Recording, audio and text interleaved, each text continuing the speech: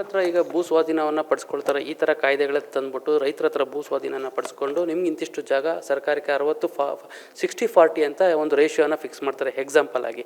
ಈಗ ನೀವು ಹೇಳ್ತಾ ಇದ್ದೀರಾ ಈ ಒಂದು ಡೆವಲಪ್ಮೆಂಟ್ ಮಾಡೋದಕ್ಕೆ ಖಾಸಗಿ ಡೆವಲಪರ್ಗಳಿಗೆ ಫುಲ್ ಜಮೀನನ್ನೇ ಕೊಟ್ಬಿಡ್ತಾರೆ. ಮತ್ತು ಅಲ್ಲಿ ಅವರು ಅಭಿವೃದ್ಧಿ ಮಾಡಿದಾದ್ಮೇಲೆ ರಸ್ತೆ ಚರಂಡಿ ಎಲ್ಲ ಮಾಡಿದಾದ್ಮೇಲೆ ಈಗ ಅವ್ರು ಫಿಕ್ಸ್ ಮಾಡ್ತಾರೆ. ಅಂದರೆ ಸರ್ಕಾರ ಫಿಕ್ಸ್ ಮಾಡೋದಿಲ್ಲ, ಇಲ್ಲಿ ಇಷ್ಟು ಜಾಗಕ್ಕೆ ಇಷ್ಟು ಅಮೌಂಟೇ ನಾವು ಕೊಡೋದು ತಗೊಳ್ಳಿ. ಈ ಥರ ಕಾನೂನು ಬಂದರೆ ಈ ಥರ ಎಫೆಕ್ಟ್ ಆಗುತ್ತೆ ಅನ್ನುವಂಥದ್ದು. ಈಗ ಸರ್ ನೀವು ಹೇಳಿದ್ದು ಒಂದು ಹೆಚ್ಚಿನದಾಗಿ ಭೂ ಸ್ವಾಧೀನ ಪ್ರಕ್ರಿಯೆ ಹೆಚ್ಚಿನ ಪ್ರಮಾಣದಲ್ಲಿ ಭೂ ಸ್ವಾಧೀನ ನಡೆಯುತ್ತಲ್ಲ, ಅಂಥ ಸಂದರ್ಭದಲ್ಲಿ ಈಗ ಹೊಸದಾಗಿ ಇದು ಲ್ಯಾಂಡ್ ಪೂಲಿಂಗ್ ಅಂತ ಹೇಳ್ತಾರೆ. ಅವರಲ್ಲಿ ಒಂದು ಇಷ್ಟು 30%, 40% ಅವ್ರಿಗೆ ಜಮೀನು ಅಭಿವೃದ್ಧಿಪಡಿಸಿದಂತಹ ಜಮೀನಿನಲ್ಲಿ 30% ಭಾಗ ಅನ್ನು ವಾಪಸ್ ಕೊಡೋದಕ್ಕೆ ಅಂತ ಇದೆಲ್ಲ.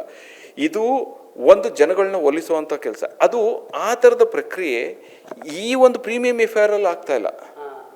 ಅಲ್ಲಿ ಒಂದು ಜನ ಮುಂದೆ ಬಂದು ಸ್ವಂತ ಜಮೀನನ್ನು ಬಿಟ್ಕೊಡ್ಲಿ, ಕೊನೆಗೆ ಅವರು ಸಹ ಅದೊಂದು ಲಾಭವನ್ನು ಪಡೀಲಿ ಅನ್ನೋದು ಸರ್ಕಾರದ ಒಂದು ಧ್ಯೇಯೋದ್ದೇಶ ಏನು ಕಾಣಿಸ್ತಾ ಇದೆ. ಇಲ್ಲಿ ಯಾವ ಧ್ಯೇಯೋದ್ದೇಶ ಇಟ್ಕೊಂಡು ಈ ಕಾನೂನು ತರ್ತಾ ಇದ್ದಾರೆ ಅನ್ನೋದಂತೂ ಮೊರೆಮಾಚ್ತಾ ಇದೆ.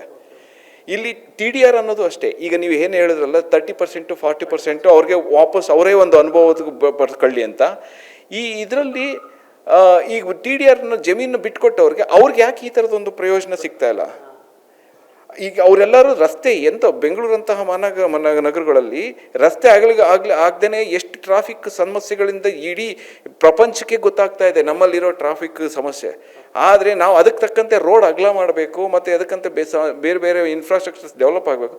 ಇಲ್ಲಿ ಅಂಥ ಪಾತ್ರ ವಹಿಸಬೇಕಾದ ಸರ್ಕಾರನೇ ಈಗ ಅಡ್ಡದಾರಿ ಹಿಡಿತಾ ಇದೆ. ಈ ಅಡ್ಡದಾರಿ ಹಿಡಿಯೋದ್ರಿಂದ ಇದು ಏನಾಗುತ್ತೆ, ಇನ್ನೊಂದು ಮುಖ್ಯವಾದ ವಿಚಾರ. ಈಗಾಗಲೇ ನ್ಯಾಯಾಲಯದಲ್ಲಿ ಒಂದು ಇದ್ರ ಸಂಬಂಧಪಟ್ಟಂಗೆ ಪ್ರಶ್ನೆ ಎತ್ತಿದ್ದೀವಿ. ಆ ಪ್ರಶ್ನೆ ನ್ಯಾಯಾಲಯ ತೀರ್ಮಾನ ಆಗೋವರೆಗೂ ಒಂದು ಕೌತುಕವಾಗಿರುತ್ತೆ. ಯಾಕೆಂದರೆ ಅದು ಸರಿ, ಒಂದು ನ್ಯಾಯಾಲಯ ಎತ್ತಿ ಹಿಡಿಬೋದು, ಇಲ್ಲ ನ್ಯಾಯಾಲಯ ವಜಾಗೊಳಿಸ್ಬೋದು, ಅದು ಎರಡನೇ ವಿಷಯ.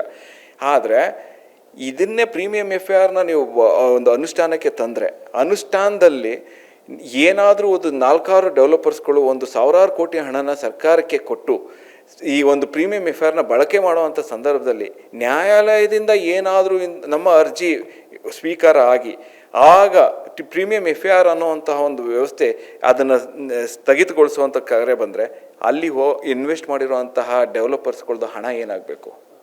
ಈ ಹಣದ ಸಮಸ್ಯೆ ಎಲ್ಲಿಗೆ ತಲುಪುತ್ತೆ? ಮತ್ತೆ ನಮ್ಮ ಜನಸಾಮಾನ್ಯರಿಗೆ ತಲುಪುತ್ತೆ ಹೊರತು ಇಲ್ಲಿ ಯಾರು ದೊಡ್ಡ ಡೆವಲಪರ್ಗಳು ಯಾರು ಅನುಭವಿಸೋದಿಲ್ಲ. ಯಾಕೆಂದರೆ ಅದರದ್ದು ಹೊರೆ, ಅಲ್ಲಿ ಒಂದು ಪ್ರಾಜೆಕ್ಟ್ ಸ್ಟಕ್ ಆಗಿ ನಿಂತ್ಕೊಂಡ್ರೆ ಅಲ್ಲಿ ಇನ್ವೆಸ್ಟ್ ಮಾಡಿರೋ ಅಂತಹ ಅಲಾಟಿಗಳು ಎಲ್ಲರದ್ದು ಪ್ರಾಜೆಕ್ಟ್ ನಿಂತವು. ತಿದ್ದುಪಡಿ ಮತ್ತು ಈ ಒಂದು ಕಾಯ್ದೆಯನ್ನು ಡೆವಲಪರ್ಗಳಿಗೆ ಅನುಕೂಲ ಮಾಡಿಕೊಡೋದಕ್ಕೆ ಸರ್ಕಾರ ಮುಂದಾಗ್ತಾ ಇದೆಯಾ ಅನ್ನುವಂಥ ಒಂದು ಪ್ರಶ್ನೆ ಈಗ. ಹೌದು, ಇದು ಮೇಲ್ನೋಟಕ್ಕೆ ಈಗಾಗಲೇ ನಿಮ್ಮ ಒಂದು ನ್ಯೂಸ್ ಮೀಡಿಯಾದಲ್ಲಿ ಎಲ್ಲರೂ ಸಹ ಇದನ್ನೇ ಒಪಿನಿಯನ್ ಕೊಟ್ಟಿರೋದು.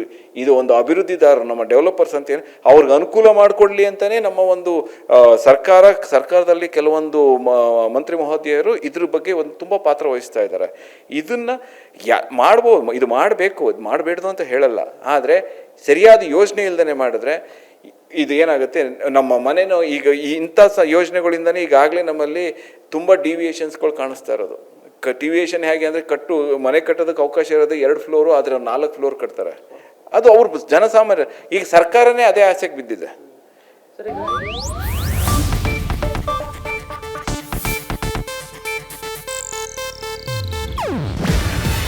ಇದು ಏಷ್ಯಾನೆಟ್ ನ್ಯೂಸ್ ನೆಟ್ವರ್ಕ್ ಪ್ರಸ್ತುತಿ. ನೀವು ನೋಡ್ತಿದ್ದೀರಾ ಏಷ್ಯಾನೆಟ್ ಸುವರ್ಣ ನ್ಯೂಸ್.